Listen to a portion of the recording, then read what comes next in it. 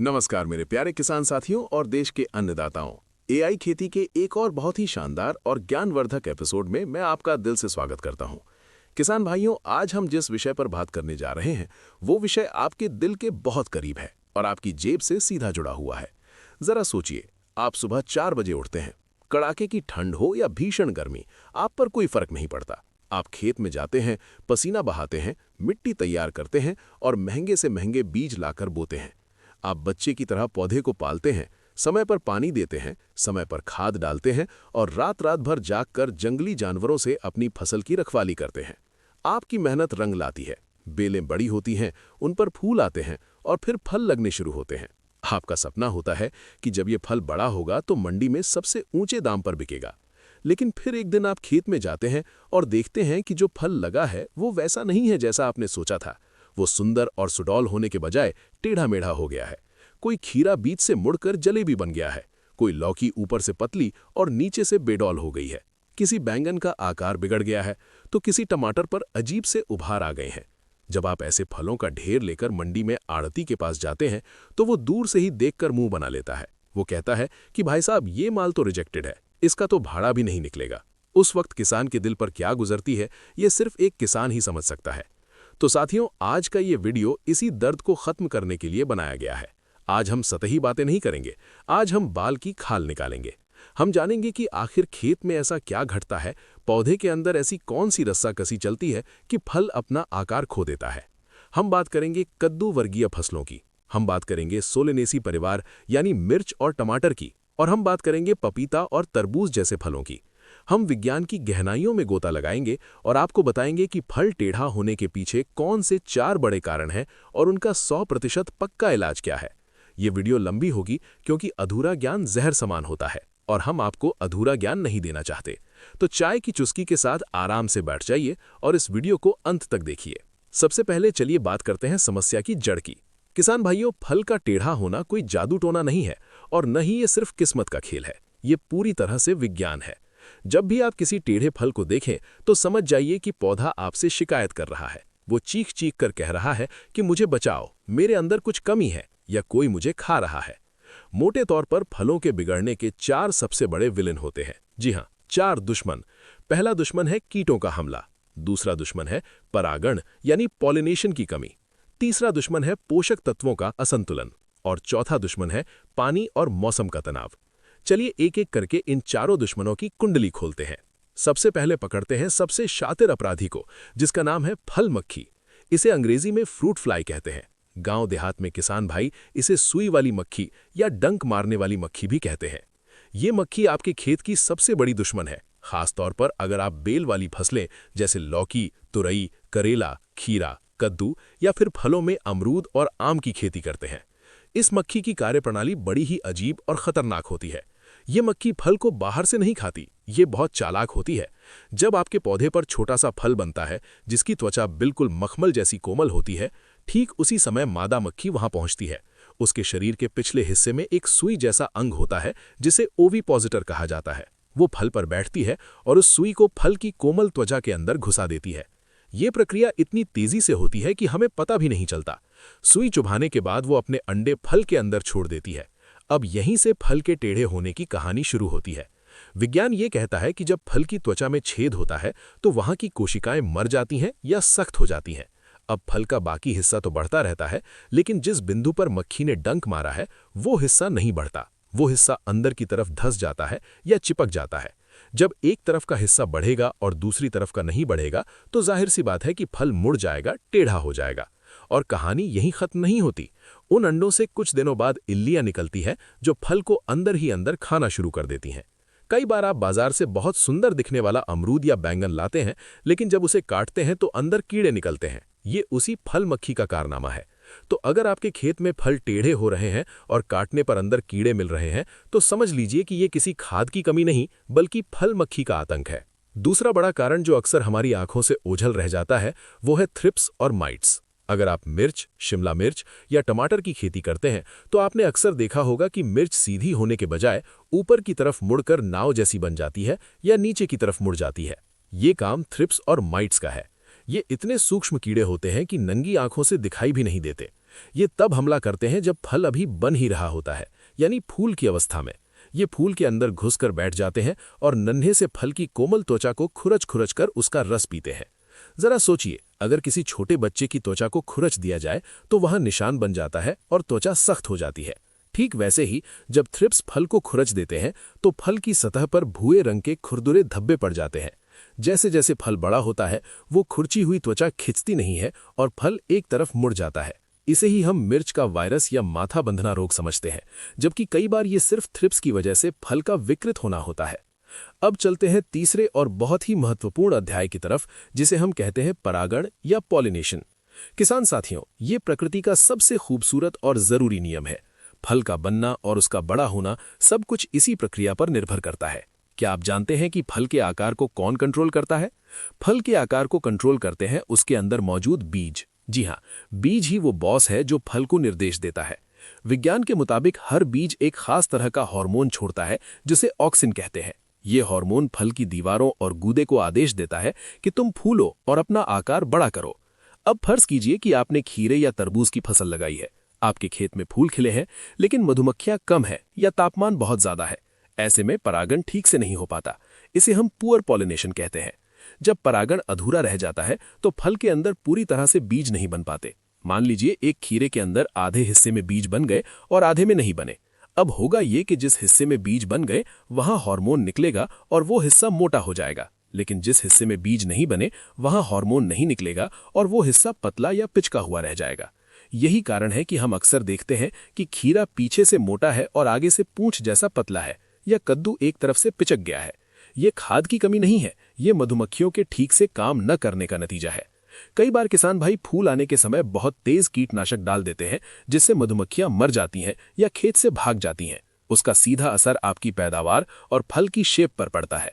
चौथा बड़ा कारण है पोषण की कमी, यानी न्यूट्रिशनल इम्बैलेंस। हमारा पौधा भी एक फैक्ट्री की तरह है। अगर कच्चा माल सही नहीं मिलेगा तो प्रोडक्ट खराब ही निकलेगा। फलों को सुडौल बनाने में दो तत्व सबसे बड़ी भूमिका निभाते हैं। पहला है बोरॉन और दूसरा है कैल्शियम।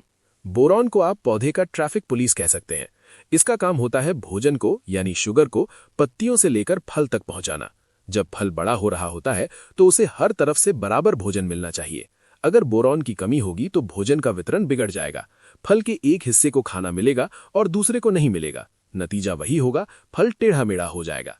पपीता और कटहल जैसी फसलों में ऊबड़ खाबड़ फल बनने का सबसे बड़ा कारण बोरॉन की कमी ही होती है।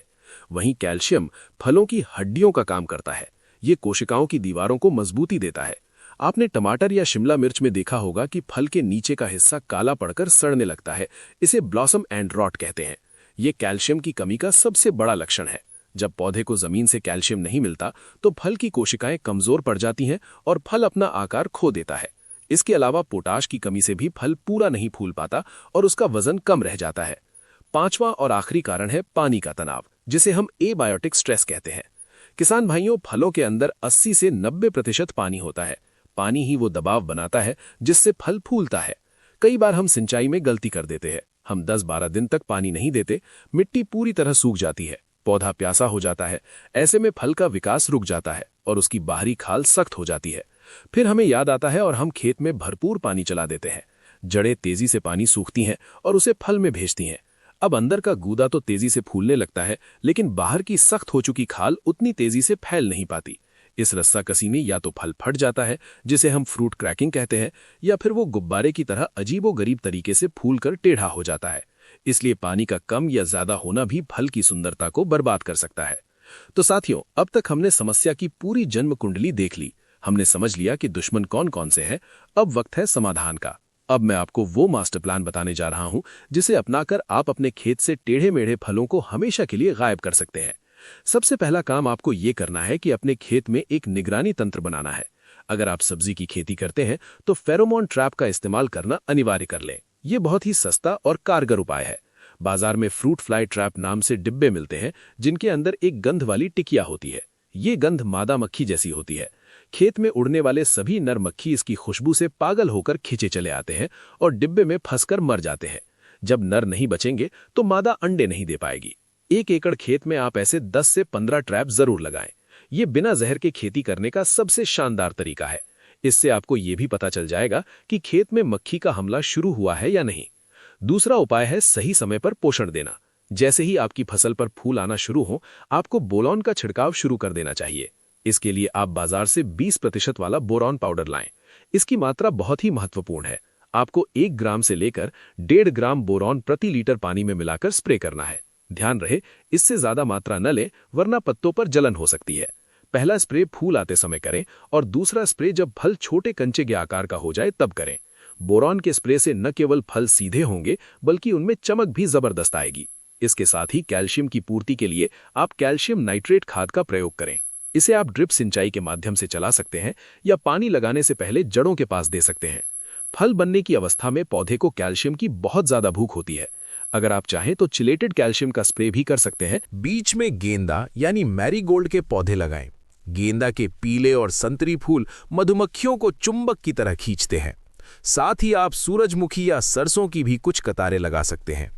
जितनी ज्यादा मधुमक्खियां और मित्र कीट आपके खेत में भिन भिनाएंगे, उतना ही बेहतरीन परागण होगा, और जितना अच्छा परागण होगा, फल उतना ही सुडौल, ठोस और वजनदार बनेगा।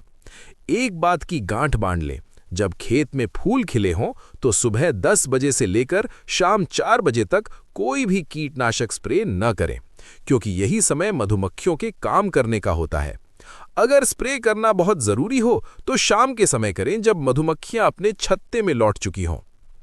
चौथा उपाय है सही जल प्रबंधन। खेती में एक नियम बना लें कि मिट्टी में हमेशा वापसा बनी रहनी चाहिए। वापसा का मतलब है कि मिट्टी में नमी तो हो, लेकिन कीचड़ न हो। अगर आप ड्रिप से खेती करते हैं तो रोज थोड़ा थोड़ा पानी दें, ताकि पौधे को एक समान नमी मिलती रहे। अगर आप खुला पानी यानी फ्लड इरिगेशन करते हैं तो कोशिश करें कि मिट्टी पूरी तरह सूखने से पहले ही अगला पानी दे दें। मल्चिंग का प्रयोग भी नमी को बनाए रखने में और तापमान को नियंत्रित करने में बहुत मदद करता है, जिससे फल टेढ़े नहीं होते। अंत में खेत की साफ सफाई का विशेष ध्यान रखें। जो फल पहले से टेढ़े हो चुके हैं या सड़ गए हैं या जिन पर कीड़ों ने हमला कर दिया है, उन्हें पौधे पर न छोड़ें। उन्हें तोड़कर खेत से दूर ले जाएं और जमीन में गहरा गड्ढा खोदकर दबा दें। अगर आप उन्हें खेत में ही फेंक देंगे तो उनके अंदर से निकलने वाले कीड़े दोबारा आपकी स्वस्थ फसल पर हमला कर देंगे। ये चक्र तोड़ना बहुत जरूरी है। तो मेरे किसान भाइयों, ये थी फलों के टेढ़े मेढ़े होने की पूरी कहानी और उसका वैज्ञानिक समाधान। याद रखिए, एक सफल किसान वो नहीं है जो सबसे ज्यादा और महंगी दवाइयां डालता है। सफल किसान वो है जो अपने पौधे की भाषा समझता है, जो लक्षणों को पहचानता है और सही समय पर सही कदम उठाता है। फल का टेढ़ा होना सिर्फ एक आर्थिक नुकसान नहीं है, ये एक संकेत है कि हमें अपनी खेती के तरीकों में सुधार करने की जरूरत है। अगर आप इन छोटी छोटी मगर मोटी बातों का ध्यान रखेंगे, सही समय पर ट्रैप लगाएंगे, संतुलित पोषण देंगे और मित्र कीटों का सम्मान करेंगे, तो यकीन मानिए आपकी फसल न केवल देखने में सुंदर होगी, बल्कि उसका वजन और बाजार भाव भी आपको सबसे ज्यादा मिलेगा। आपका पड़ोसी किसान भी आपसे आकर पूछेगा कि भाई, तुमने इस बार खेत में ऐसा क्या डाला कि फल इतने शानदार हुए हैं। खेती में ज्ञान ही सबसे बड़ी शक्ति है और एआई खेती का यही उद्देश्य है कि हम जटिल विज्ञान को सरल भाषा में आप तक पहुंचाएं। हमें उम्मीद है कि आज का ये डीप डाइव एपिसोड, ये विस्तृत जानकारी आपको पसंद आई होगी। हमने कोशिश की है कि कोई भी पहलू अछूता ना रहे। अगर आपको लगता है कि इस वीडियो से आपकी जानकारी में थोड़ी भी बढ़ोतरी हुई है, तो इसे अपने तक सीमित ना रखें। इसे अपने किसान समूहों में, व्हाट्सएप ग्रुप्स में और फेसबुक पर ज्यादा से ज्यादा शेयर करें, ताकि हर किसान भाई का नुकसान होने से बच सके और देश का किसान समृद्ध बन सके। हम एआई खेती चैनल पर ऐसे ही वैज्ञानिक, सटीक और विस्तृत जानकारी लाते रहते हैं। अगर आपने अभी तक हमारे चैनल को सब्सक्राइब नहीं किया है, तो अभी वो लाल वाला बटन दबाएं और पास में दी गई घंटी को भी बजा दें, ताकि हमारी अगली महत्वपूर्ण वीडियो सबसे पहले आप तक पहुंचे। आपके मन में अगर कोई सवाल है या आप किसी और समस्या पर इतनी ही विस्तृत चर्चा चाहते हैं, तो नीचे कमेंट बॉक्स में खुलकर लिखें। हम हर कमेंट पढ़ते हैं और कोशिश करते हैं कि आपकी समस्या का समाधान कर सकें। मैं हूं आपका साथी, आपका हमसफर। अब आपसे विदा लेता हूं, इस वादे के साथ कि जल्द ही मिलूंगा एक और नए विषय और नई जानकारी के साथ। तब तक के लिए आप अपना और अपनी फसलों का ख्याल रखें, स्वस्थ रहें, मस्त रहें और खेती में उन्नति करते रहें। जय जवान, जय किसान, जय विज्ञान। धन्यवाद।